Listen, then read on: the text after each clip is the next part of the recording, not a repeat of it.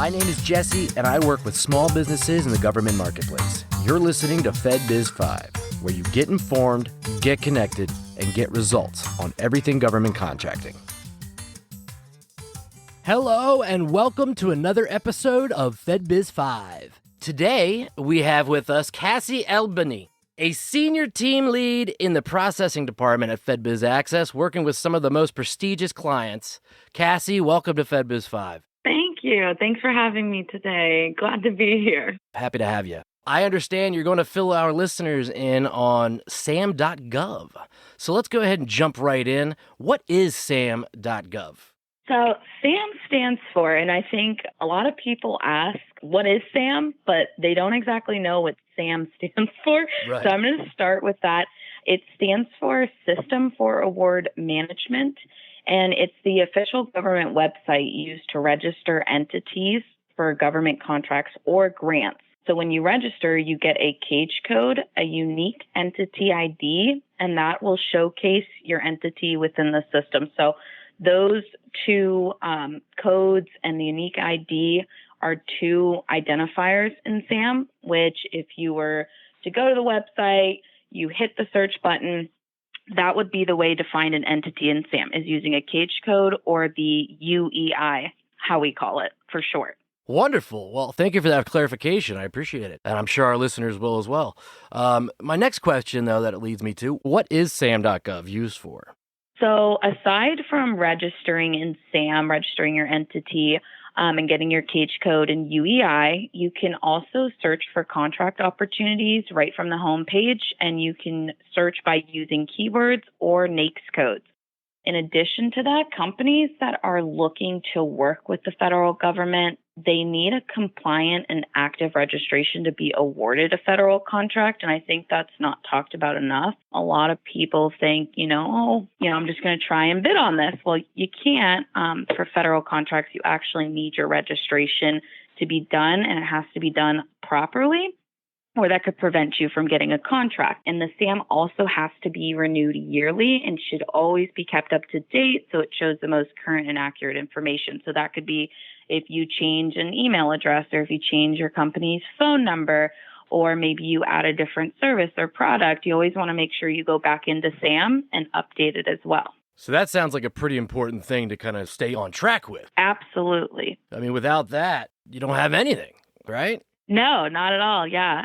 And I don't think that that's said enough because the business, changes. Right. It evolves, and your SAM should too. I mean, for instance, the UEI. I mean, that's new. That's changed. We got rid of the DUNS numbers, stuff like that. Correct. So thank you again for that. That's fantastic. And a part of your statement there is talking about NAICS codes. What are NAICS codes?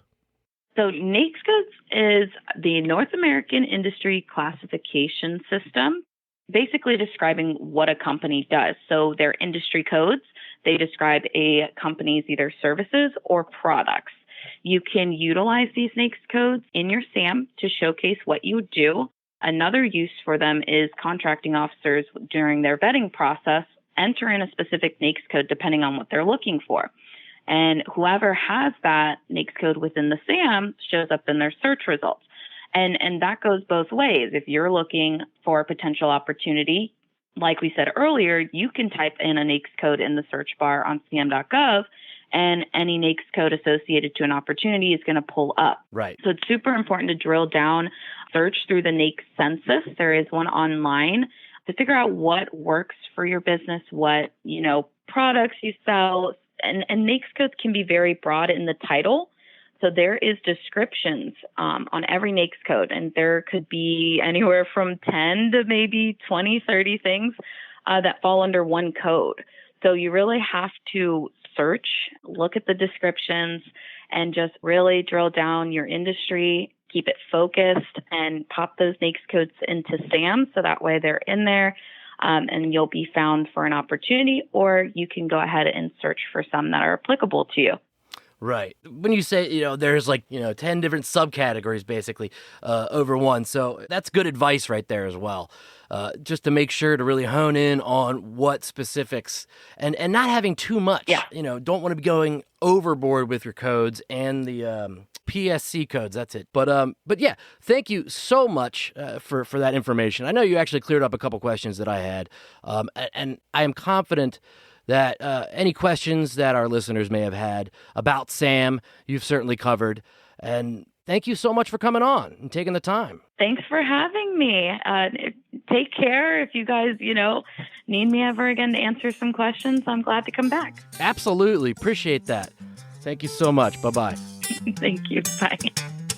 This concludes this week's episode of FedBiz 5, where you get informed, get connected, and get results.